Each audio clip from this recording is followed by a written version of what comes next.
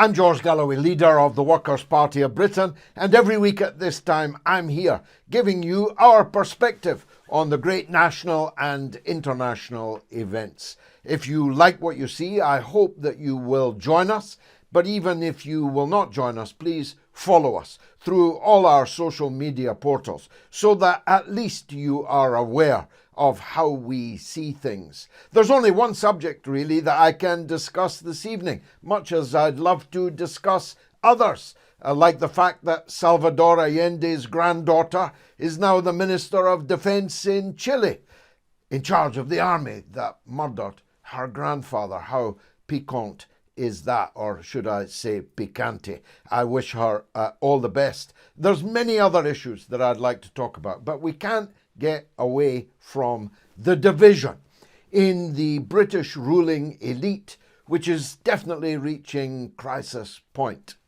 It's easy to imagine that this division is about personalities, and Boris Johnson, of course, has one, while Keir Starmer does not.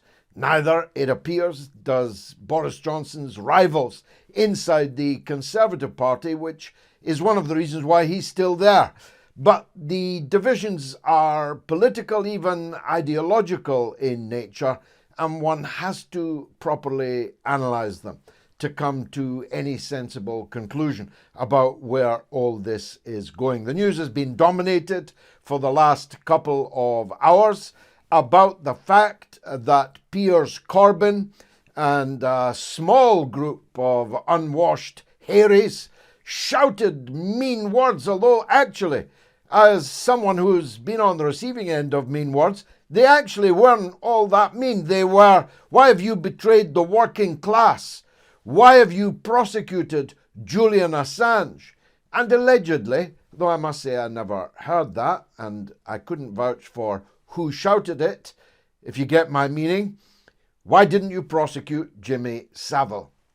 The brouhaha has been a bravura performance by our political and media class. People who were utterly silent when I was seriously assaulted in the street whilst a member of Parliament could well have been murdered. The total silence from the British media and political class was deafening. But someone shouting words at Keir Starmer managed to seize the news agenda and the political agenda with a gusto and a synchronicity which proves the point that I made just a few weeks ago here, that there's a coup going on in the British state. Whether it's going to be successful or not, I think remains to be seen. But that there is a coup is undeniable. This would not normally even make the first half of the news. After all, when Cabinet Minister, former Leader of the House, Jacob Rees-Mogg, and his son were mobbed by unwashed Harrys, people treated it as if it was a joke. His son, his young son, schoolboy, terrified by a screeching mob shouting abuse at his father, that was treated as a joke. It was a "have I got news for you" type affair.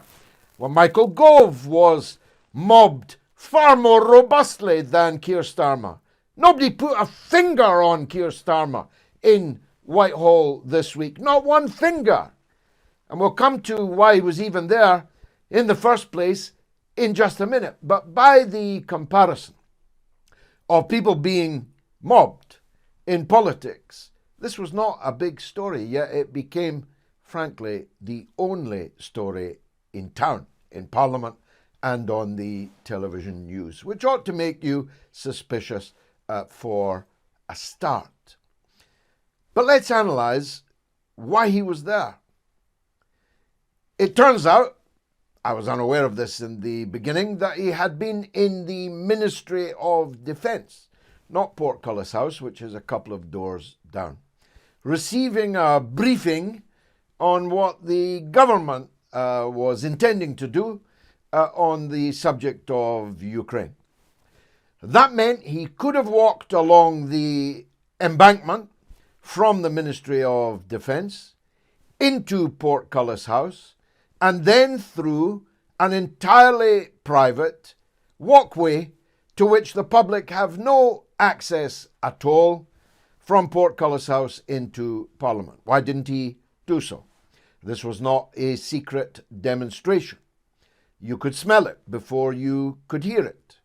This was a group that had posted their intentions online and in leaflets.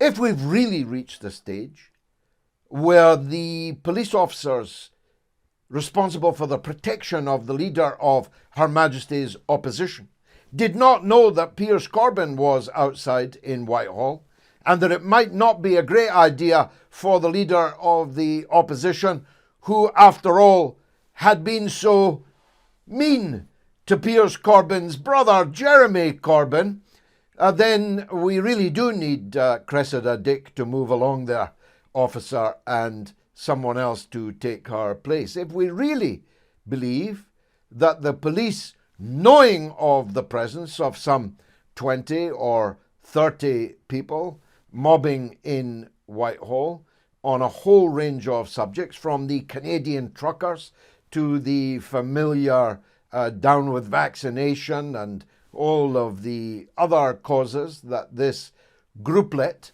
were concerned about, there was no reason at all for Keir Starmer to walk through them, but he did. When he did, someone apparently, again I never heard this, shouted about Jimmy Savile. Cue outrage across the political class that this was all the result of what the BBC calls Boris Johnson's false claims in relation to Keir Starmer and the failure of his department to prosecute Jimmy Savile. Well, first of all, it's not the BBC's business to determine which claims are true and which are false. The BBC News is supposed to report the news. One claim against another claim. It's up to the audience to decide which claim is false, which claim is true. But it was not a false claim that Boris Johnson made. And this is at the heart of the matter. He said that under Keir Starmer's directorship of the Public Prosecutor's Office, more time was spent prosecuting journalists than Jimmy Savile. Well, Your Honour, that is an undeniable fact. It would be an undeniable fact even merely because Jimmy Savile was not prosecuted.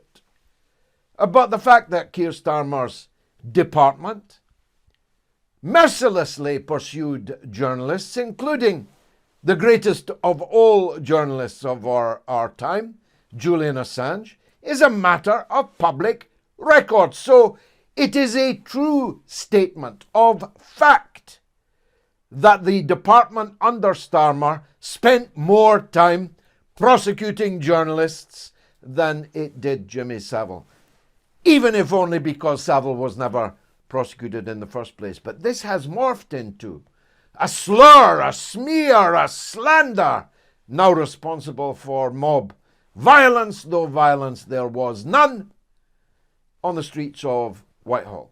We mustn't let them get away with this. I've been pondering over the last 48 hours as I've come under attack myself from some unlikely quarters. Amazing the number of Corbyn supporters rushing to the defence of Keir Starmer. Talk about not being able to see the wood for the trees. I've been ruminating on why this attack by Johnson has caused such pain and anguish in the section of the ruling elite that is championing Keir Starmer's claim to be Prime Minister. New Labour is extremely vulnerable on these kind of matters. First, because it is true that Savile was not prosecuted when Keir Starmer was the Director of Public Prosecutions. Now, he may say that he was not in any way involved in the decision on whether or not to prosecute a knight of the realm, a friend of the royal family, a frequent guest at Chequers. If he wasn't, why wasn't he? Who but the Director of Public Prosecutions should have been involved in a review of such matters? He may claim that he never got involved in the details that were being chewed over by lesser mortals within his department, but that isn't true either, because I have seen videos of 7 occasions in which Keir Starmer, as Sir Keir Starmer MP, has taken credit for decisions made by the Director of Public Prosecutions Department, even though he was not himself the officer reviewing that prosecution. So he was happy to take the credit for decisions that were made by others, but not prepared to take the blame for decisions made by others and which now turn out to have been disastrously wrong. How many people's lives would not have been ruined by Jimmy Savile if he had been prosecuted at the time that he should have been prosecuted? I'll leave for you to judge. Incidentally, I commend to you the Honourable Craig Murray's latest piece on his blog on these and other associated matters. I was sent on Twitter. I have no idea who sent it to me. Somebody said they were my activists. I don't even know who they are, right? But they sent me a jolly helpful video of me and my wife and our then comrade Yvonne Ridley in Rotherham 10 years ago, denouncing the failure to prosecute grooming gangs in Rotherham for party political electoral reasons. How helpful is that, whoever you are? Thanks for doing that. Who was the Director of Public Prosecutions at the time? Well, it was Keir Starmer, seen as you ask.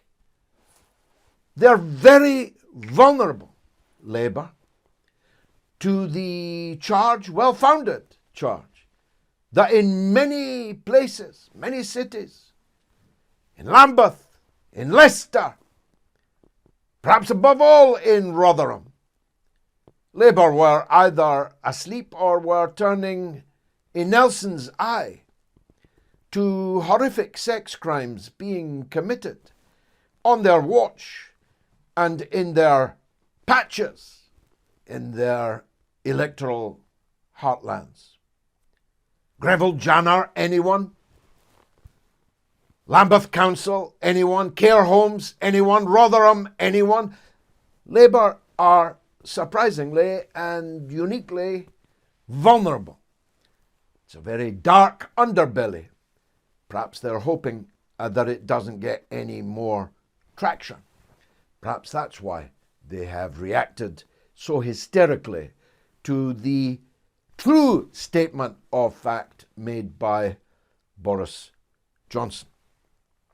Now to the issue of what this division is all about. It's easy to think it's about Boris versus Rishi versus, what's her name, Liz versus Penny versus Keir. It's easy to look at politics that way. That's what the tabloidization of political coverage has led to over a very, very long time, of course.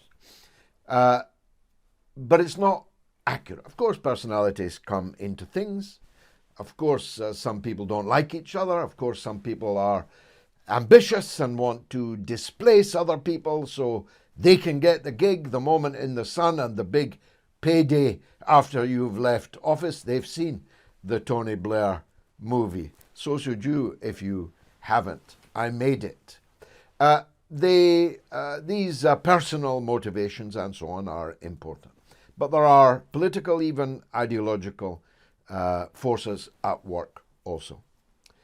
There is no doubt at all, from Michael Heseltine downwards or upwards, John Major downwards or upwards, the newspapers of the so-called liberal centrists, the Guardian and the Independent and so on. There's no doubt at all that there is a section of the British ruling class which simply refuses to accept that we have left the European Union. Their hatred of Brexit and Boris for Brexit is an all-consuming passion for them. Many of you probably don't know that. You probably don't look in the undergrowth of the FBPE, Waitrose, soft shoe shuffling, quinoa crowd. I do. I need to know what these people are saying, thinking and doing. And they definitely think that if they can get rid of Boris Johnson, in the words of Lord Adonis, never was a man less appropriately entitled. Lord Adonis, if Boris goes, Brexit goes. Heseltine said the same. Major said the same, or implied the same in Major's case. They think that if they can put the skids under Boris Johnson, a new Tory regime might come in that would be more ready to snuggle closer to the European Union, whilst another section of the ruling class, having proved himself, think that Keir Starmer is the man. Now, you may find that laughable. If ever a man was less qualified to be a political leader of a country adrift in a sea of troubles, it is the block of wood bobbing on the waves that is Keir Starmer. But believe it or not, there is a section that thinks that Johnson has to go, that none of his contemporaries are capable, and therefore the auxiliary team will have to be brought back in. Now that it's been safely purged of all the things that made them so anxious in 2017 and 2019. And Keir Starmer is the personification of that. Corbyn has been purged. All of his fellows have been routed. All of his policies torn up. The 10 pledges of continuity made by Keir Starmer all turned out to be a pack of lies and have now completely renovated. New Labour, new Labour is the order of the day for one section of the ruling class. They know that they can count on Keir Starmer, on international affairs, on the Middle East, on relations with the United States, on hostility to Russia and China and so forth. And they know that he's not going to frighten the horses with any radical pro-worker policies here at home. It's only this week that he whipped his MPs into abstaining. The Workers' Party, we're proclaimers. Keir Starmer's party, they're abstainers. And they have again abstained on a measure which severely reduced, painfully, actually savagely reduced, the living standards of the poorest people in our country. Our pensioners are unemployed people, people in receipt of benefits, now effectively, given the rate of inflation, cut. The failure to support all workers' struggles to defend their living standards in the face of the onslaught already underway and about to become far more severe in the wake of the pandemic and its economic costs. All of these have convinced, persuaded the top brass in the British ruling elite that Keir Starmer is a safe pair of hands. And that's why they have rallied round him like never before, because somebody said some mean words to him in Whitehall. Jeremy Corbyn, then the leader of the opposition's picture, was on a target. which British soldiers were being encouraged to fire at. Think about that. Just a couple of years ago, Jeremy Corbyn was attacked, physically attacked. Jeremy Corbyn was the single most exposed to danger figure in this entire country, with no exceptions, not even the royal family. And of course, if you want to talk about mean words, where would I start and where would I end when the leader of the opposition was a different man to Keir Starmer? So this struggle is not over yet. Boris Johnson's friends have rallied. He's had a he shuffle, as they say. Nobody lost their job, not many did, but he has moved one or two pieces on the chessboard. He's going to have to do more, I suspect, if he's going to fend off the attack by those who want rid of him. But it's not just Brexit. And this, I think I need to tell you, because many people who regard themselves as left-wing have fallen for this canard.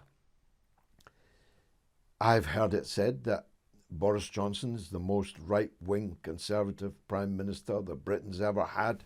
This from people who presumably don't remember Margaret Thatcher and Keith Joseph and Norman Tibbet and all the other bone crunchers of that era. But in truth, a lot of Conservatives, a lot of people in the ruling class don't like Boris Johnson precisely because he's not very Conservative at all. The public expenditure record of Johnson's government is certainly far more lavish than any Labour government would ever have spent. All this dangerous talk about levelling up, it doesn't matter that it's bollocks. It's the thought that counts. It's the thought that we're recognising that actually working class people in the north, but not just in the north by any means, in this low wage economy of ours, have over decades suffered a real terms cut in our living standards, and that something must be done about it. The Tories under Johnson wouldn't do much about it, but the fact that they've identified it and are publicly committed to doing something about it is what worries a section of the ruling class. They just don't think that Johnson is nearly Conservative enough. He's too woke, he's too liberal. Crikey, you could hardly get more liberal. He's a party kind of guy, if you know what I mean. Boris Johnson may cling on. He may be replaced by someone more amenable to the right, or someone more amenable to the centre, or someone who pretends that they can traverse that chasm, if chasm indeed is the right word to use to describe it. But one thing the Workers' Party will continue to do, as I've tried to do again here this evening, is to tell the truth. The truth as we see it. We might be right, we might be wrong, but you can depend on us to be telling you the truth as we see it. You can depend on us not to be lying to you. We didn't come to our policies and our positions by consulting focus groups. We came to them because we believe them. We believe in them. We believe that these are the ways forward for our people, and we will never change. We have red lines. We are flexible, of course, in our relations, dealings with other people, as we have just shown in Birmingham in a forthcoming by-election. But we have red lines from which we will never move. We are the party of the workers, for the workers, and it's the workers' interests that we will defend to the death. We will defend the territorial integrity of our country to the death. We believe in defence. Many of our members are actually ex-military men. One's even ex-French Foreign Legion. We're not pacifists. We don't want to disarm Britain. We don't want to leave Britain defenceless so anybody, any country, whether France or Russia, whether the United States or China, can come and take us over and push us around. That's not. We are standing for the territorial integrity and independence of Britain. That's why we supported Brexit and oppose separatism in Scotland and Wales. You can count on us. We're solid people. We believe in common sense socialism. I hope that one day so will you. Thanks for watching. Come back next week at the same time, same place.